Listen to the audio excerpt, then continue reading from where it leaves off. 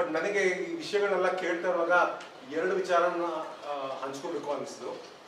ಮೊದಲನೇದಾಗಿ ಒಂದು ತುಂಬ ಖುಷಿಯಾಗಿದೆ ಅಂದರೆ ಬರೀ ಸಿಕ್ಕಿರುವಂಥ ಸೌಲಭ್ಯಗಳ ಬಗ್ಗೆ ಮಾತಾಡ್ತಾ ಇದ್ದಾರೆ ಇವಾಗ, ಆ ಸಿಕ್ಕಿರುವ ಸೌಲಭ್ಯದ ಕ್ವಾಲಿಟಿ ಬಗ್ಗೆನೂ ಮಾತಾಡ್ತಾ ಇದ್ದೀರಾ. ಅದು it's a very important aspect. ಯಾಕೆಂದರೆ ಲೈಬ್ರರಿ ಸೆಟಪ್ ಮಾಡ್ಬೋದು, ಸ್ಮಾರ್ಟ್ ಕ್ಲಾಸ್ ರೂಮ್ ಸೆಟಪ್ ಮಾಡ್ಬೋದು, ಕಂಪ್ಯೂಟರ್ ಲ್ಯಾಬ್ ಸೆಟಪ್ ಮಾಡ್ಬೋದು, ಅಂದರೆ ಅದು ಫಿಸಿಕಲ್ ಇನ್ಫ್ರಾಸ್ಟ್ರಕ್ಚರ್.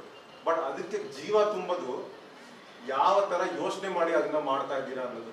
ಸೊ ಇವಾಗ ನಾವು ಲೈಬ್ರರಿ ಸೆಟಪ್ ಮಾಡಿದಾಗ ಬರೀ ಒಂದಿಷ್ಟು ಪುಸ್ತಕ ಇಟ್ಬಿಟ್ಟು ಹೋದ್ರೆ ಅದು ಕೂಡ ಒಂದು ಲೈಬ್ರರಿ ಆಗುತ್ತೆ, ಅದೊಂದು ಗ್ರಂಥಾಲಯ ಆಗುತ್ತೆ. ಓಕೆ, ಇಲ್ಲೂ ಗ್ರಂಥಾಲಯ ಸೆಟಪ್ ಮಾಡ್ತೀನಿ ಅಂತ, ಬಟ್ ಅದು ಅಷ್ಟೇ ಆಗಲ್ಲ.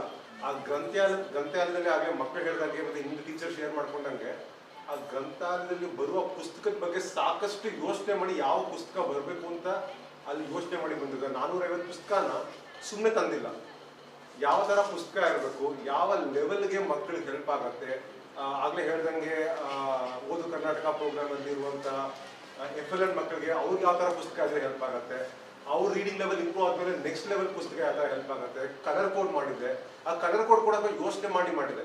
ಮಕ್ಕಳನ್ನ ನಿಂಗೆ ಓದಕ್ಕೆ ಬರುತ್ತೆ ಓದಕ್ಕೆ ಬರಲ್ಲ ಅಂತ ಬಿಂಬಿಸೋದಕ್ಕಿಂತ ನೀನು ಹಸಿರು ಕಲರು, ನೀನು ಹಳದಿ ಕಲರು, ನೀನು ಕೆಂಪು ಕಲರು ಅಂತ ಹೇಳಿದಾಗ ಅದು ಕಲರ್ ಮೂಲಕ ಗುಂಪು ಮಾಡ್ದಂಗೆ ಆಗುತ್ತೆ. ಹೊತ್ತು ಮಕ್ಕಳಿಗೆ ಓದಕ್ಕೆ ಬರುತ್ತೆ ಬರಲ್ಲ ಅಂತ ಆಗಲ್ಲ. ಬೇರೆ ಬೇರೆ ಲೆವೆಲ್ ಪುಸ್ತಕಗಳ ಬಗ್ಗೆ ಕೂಡ ಯೋಚನೆ ಮಾಡುತ್ತೆ. ಅದೇ ಥರ ಸ್ಮಾರ್ಟ್ ಕ್ಲಾಸ್ ರೂಮ್ ಬಗ್ಗೆ ಮಾತಾಡಿದಾಗ ಒಂದು ಪ್ರೊಜೆಕ್ಟರು, ಲ್ಯಾಪ್ಟಾಪು, ಸ್ಪೀಕರು ಕೊಡೋದು ಅದು ಫಿಸಿಕಲ್ ಇನ್ಫ್ರಾಸ್ಟ್ರಕ್ಚರ್ ಆಗಿ.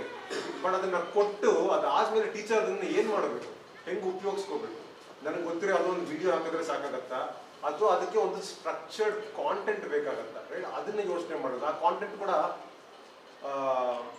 ಏನೋ ಒಂದು ಸ್ವಲ್ಪ ದಿನದಲ್ಲಿ ಯೋಚನೆ ಮಾಡಿ ಬಿಲ್ಡ್ ಮಾಡೋದಲ್ಲ. ಅದು ಈಗಾಗಲೇ ಒಂದು 6 ವರ್ಷದಿಂದ ಪರಿಶ್ರಮ ಪಟ್ಟು ಬೆಳೆಸಿರೋದು. ಬರೀ ನಾವೊಂದೇ ಮಾಡಿಲ್ಲ, ಎಲ್ಲೆಲ್ಲಿ ಆಗತ್ತೋ ಅಲ್ಲಿ ನಾವು ದಸರಾ ಹಬ್ಬದ ರಜೆಗಳಲ್ಲಿ, ಸಮ್ಮರ್ ವೆಕೇಶನ್ ಹಬ್ಬದಲ್ಲಿ ಡಿಪಾರ್ಟ್ಮೆಂಟ್ ಜೊತೆ ಮಾತಾಡಿ ಯಾವ್ಯಾವ ಟೀಚರ್ಸ್ MRPs ಫ್ರೀ ಇರ್ತಾರೋ, ಎಕ್ಸ್ಪರ್ಟ್ ಟೀಚರ್ಸ್, ಅವ್ರನ್ನ ಕರೆಸಿ 3 days 4 days ಒಂದು 50 ಜನ ಒಟ್ಟು ಕೂತ್ಕೊಂಡು ಕಾಂಟೆಂಟ್ನ ಮತ್ತೆ ಪರಿಶೀಲಿಸಿ ಇದು ಮಕ್ಕಳಿಗೆ ಸೂಕ್ತವಾಗಿದೆ ಅದನ್ನ ಹೇಳ್ಕೊಟ್ರೆ ಕರೆಕ್ಟ್ ಆಗಿರುತ್ತೆ, ಆ ಥರ ನೋಡಿ ಮಾಡೋದು.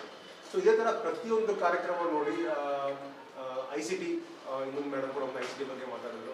ICT ಬಗ್ಗೆ ಮಾತಾಡಿದ್ರೆ ಕಂಪ್ಯೂಟರ್ ಲ್ಯಾಬ್ ಕೊಡೋದು ಒಂದು. ಕಂಪ್ಯೂಟರ್ ಲ್ಯಾಬ್ ಕೊಟ್ಮೇಲೆ ನೆಕ್ಸ್ಟ್ ಏನು? ಸೊ ಮಕ್ಕಳು ಬರ್ತಾರೆ, ಕಂಪ್ಯೂಟರ್ ಆನ್ ಮಾಡ್ತಾರೆ, ವರ್ಡ್ ಮಾಡ್ತಾರೆ, ಇನ್ನೇನೋ ಮಾಡ್ಬೋದು, ಗೇಮ್ಸ್ ಆಡ್ಬೋದು. ಬಟ್ ಅಷ್ಟೇನಾ ಕಂಪ್ಯೂಟರ್ ಅಂದರೆ, ಕಂಪ್ಯೂಟರ್ ಲ್ಯಾಬ್ಸ್ ಅಂದರೆ ಅಷ್ಟೇನಾ? ಸೊ ಕಂಪ್ಯೂಟರ್ ಲ್ಯಾಬ್ ಕೊಡೋದ್ರ ಜೊತೆಗೆ ಅಲ್ಲಿ ಬೇಕಾಗಿರುವಂಥ ಕರೆಕ್ಟಾಗಿರೋ ಲರ್ನಿಂಗ್ ಸಾಫ್ಟ್ವೇರ್ ಕೊಡೋದು, ಆ ಸಾಫ್ಟ್ವೇರ್ನ ನಮ್ಮ ಕರಿಕ್ಯುಲಮ್ಗೆ, ನಮ್ಮ ಶಾಲಾದಲ್ಲಿ ಕ್ಲಾಸ್ ರೂಮ್ಸಲ್ಲಿ ಹೇಳ್ಕೊಡುವಂಥ ಸಬ್ಜೆಕ್ಟ್ಸ್ಗೆ ಹೆಂಗೆ ಲಿಂಕ್ ಮಾಡೋದು, ಅದ್ರ ಬಗ್ಗೆ ಕೂಡ ಯೋಚನೆ ಮಾಡಿರಬೇಕು. ಆ್ಯಂಡ್ ಕರೆಕ್ಟಾಗಿರೋ ಆ್ಯಕ್ಟಿವಿಟೀಸು ಮಾಡಿರಬೇಕು. ಸೈನ್ಸ್ ಟೀಚರ್ ಅದನ್ನು ಯಾವ ಥರ ಯೂಸ್ ಮಾಡ್ಬೋದು. ಒಂದ್ಸಲ ಎಲ್ಲ ನಗ್ಬೋಣ, ಇಲ್ಲಾಂದರೆ ಅದು ಹೋಗಲ್ಲ.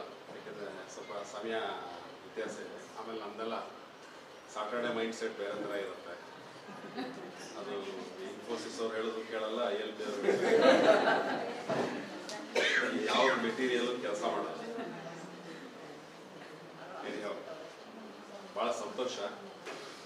ನಮ್ಮ ಮೈಸೂರು ಜಿಲ್ಲೆ ಈ ಕೆಲವು ಆಯ್ದ ಶಾಲೆಗಳಿಗೆ, 3 ಶಾಲೆಗಳಿಗೆ ಇಷ್ಟೊಂದು ತಾಂತ್ರಿಕವಾದಂತಹ, ಕ್ರೀಡೆಗೆ ಸಂಬಂಧಪಟ್ಟಂತಹ, ಗ್ರಂಥಾಲಯಕ್ಕೆ ಸಂಬಂಧಪಟ್ಟಂತಹ ಸಾಕಷ್ಟು ಸಾಮಗ್ರಿಗಳನ್ನ ಕೊಟ್ಟು ಮ್ಯಾನ್ ಪವರನ್ನು ಕೊಟ್ಟಿರ್ತಕ್ಕಂಥದ್ದು ಬಹಳ ಶ್ಲಾಘನೀಯ.